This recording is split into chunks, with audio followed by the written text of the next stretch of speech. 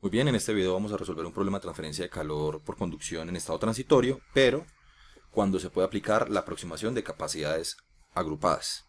El problema a resolver es el problema 4.27, una modificación. Esencialmente lo vamos a hacer un poco más complejo a la solución que espera el libro de Sengel de transferencia de calor. En este problema, un satélite que reingresa a la Tierra de unas dimensiones 4 metros de diámetro y un espesor de 10 milímetros, cuyas propiedades tienen una densidad, un C sub P y una conductividad térmica, entra a una atmósfera y cuya temperatura efectiva es 1250 grados Celsius y un coeficiente convectivo entre la atmósfera y la superficie externa del cascarón de 130 watts metro cuadrado Kelvin. Nos piden calcular la temperatura del cascarón pasados 5 minutos. Muy bien, entonces este es nuestro cascarón de radio exterior R y de radio interior R menos delta, el espesor, la atmósfera, el coeficiente convectivo. Entonces, claramente ingresan dos tipos de flux por convección y por radiación a la superficie externa del cascarón. Entonces, si queremos utilizar la aproximación de capacidades agrupadas, necesitamos calcular el número de BIO efectivo y para esto necesitamos entonces la longitud característica. El volumen entonces del cascarón esférico será la diferencia entre el espacio entre los dos radios y nos vamos a obtener un volumen de 0.5 metros cúbicos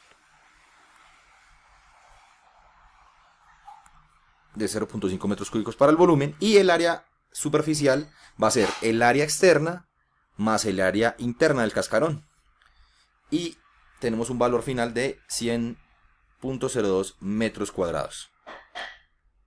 Muy bien, entonces para calcular el número de BIO efectivo necesitamos el coeficiente o la conductancia efectiva, que es en este caso la suma de la convección y de la radiación, dado que la temperatura de los alrededores es equivalente a la temperatura de la atmósfera efectiva alrededor del cascarón esférico.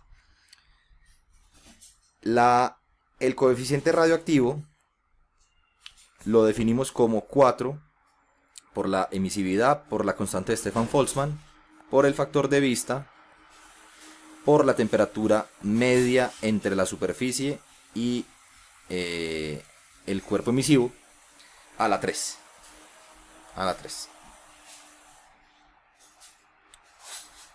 Vamos entonces a trabajar el peor de los escenarios. Bien sabemos que la temperatura de superficie cambia con el tiempo, entonces el coeficiente radioactivo por ende va a cambiar con el tiempo. Pero el valor más grande de coeficiente radioactivo lo vamos a tener cuando la temperatura promedio es 10 grados, la superficie está a 10 grados y los alrededores a 1250 grados Celsius. Ese va a ser el valor del coeficiente reactivo más grande que vamos a tener durante nuestro proceso. Muy bien, entonces la emisividad no me la dan, vamos a asumir que es un cuerpo negro, 1, y el factor de vista, pues todo el área externa del satélite está expuesto al ambiente emisivo, entonces vamos a decir que es 1. Vamos a tener entonces que nuestro coeficiente radioactivo va a tener un valor de 167,07 vatios sobre metro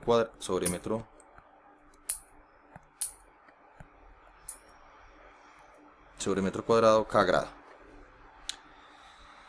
Y por último entonces el coeficiente efectivo, que es la suma del convectivo más el radiactivo, va a ser de 167.07 más 130, 297,07 watts metro cuadrado carga. Entonces para ese valor vamos a calcular el número de BIO. Bien, entonces nuestro número de BIO efectivo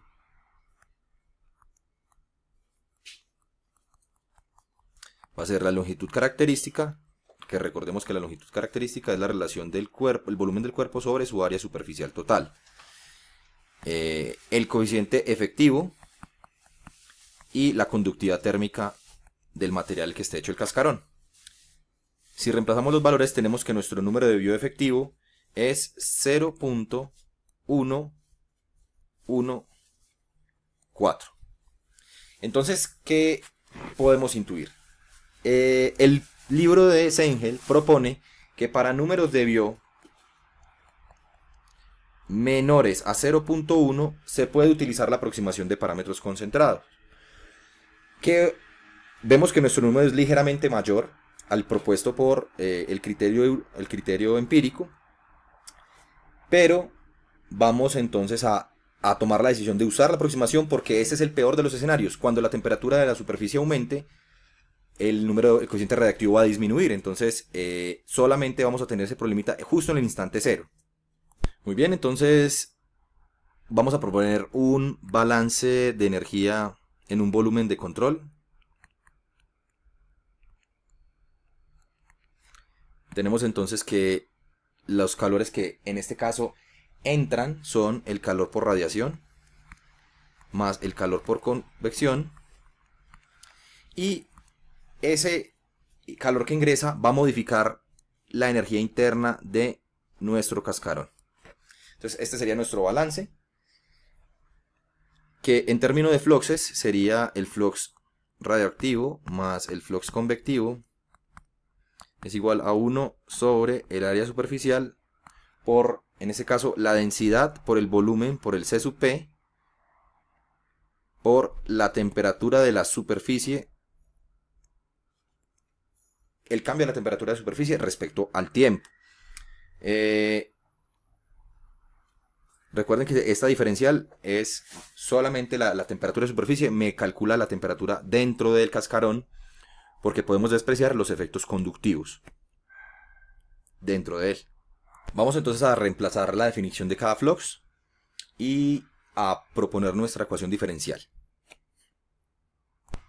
Bien, entonces tenemos el flux por radiación, el flux por convección, sabemos que la emisividad es 1, el factor de vista es 1, la temperatura de los alrededores es equivalente a la temperatura del fluido, en este caso.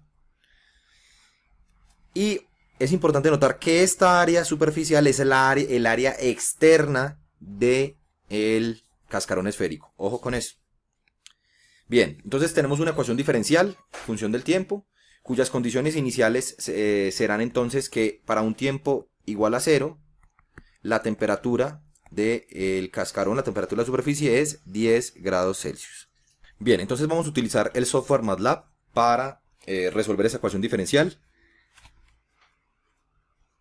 Muy bien, entonces el código de MATLAB incluye el cálculo de los respectivos volúmenes, área superficial externa, las propiedades termofísicas del cascarón, las condiciones iniciales, y acá llegamos a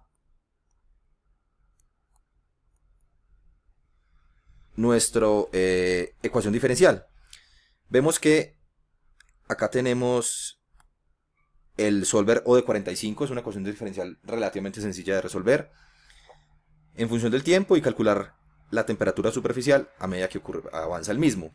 Vamos a integrar desde 0 hasta tiempo final, que es 5 minutos por 60 para que nos den segundos. Vamos a tirar a 300 segundos. Nuestra condición inicial es T inicial, que es 10 grados Celsius. Y ahora nuestro modelo vamos a dividirlo en A, es el término que multiplica el coeficiente, miremos, el A es el término que multiplica el diferencial, el que está multiplicando el diferencial en esta parte, ese es el término A, este término es B, y ya. Entonces, volviendo aquí a nuestro modelo, ingresamos pues los variables. ¿Y cómo vamos a representar nuestro modelo? Podemos hacer tres cosas. Nosotros podemos, este de acá representa incluyendo tanto la radiación como la convección, así como lo estamos mostrando, como lo mostramos ahí. El segundo es en caso que solo queramos representar la radiación, y el tercero es donde solo queramos representar la convección. Bien, corremos y esta es nuestra solución. Vemos que la temperatura de la superficie se va incrementando desde 10 grados centígrados hasta que más o menos alcanza 1247 específicamente es el valor de la temperatura pasados 5 minutos. Esta línea es cuando se muestran, cuando están los dos efectos, se tienen en cuenta el efecto radioactivo y el efecto convectivo. Vamos a ver qué ocurre con si excluimos uno de los dos. Muy bien, entonces viendo acá, la línea azul es teniendo en cuenta los efectos radioactivos y convectivos, la línea roja solo teniendo en cuenta los efectos radioactivos y la línea amarilla solamente los efectos convectivos. Entonces, miren el error, la solución de Cengel propone solamente los efectos convectivos y vemos que en realidad el efecto dominante es la radiación. Hay una diferencia enorme en las predicciones de la temperatura si despreciamos un fenómeno como en este caso la radiación. Entonces, muchas gracias. Hasta el próximo video.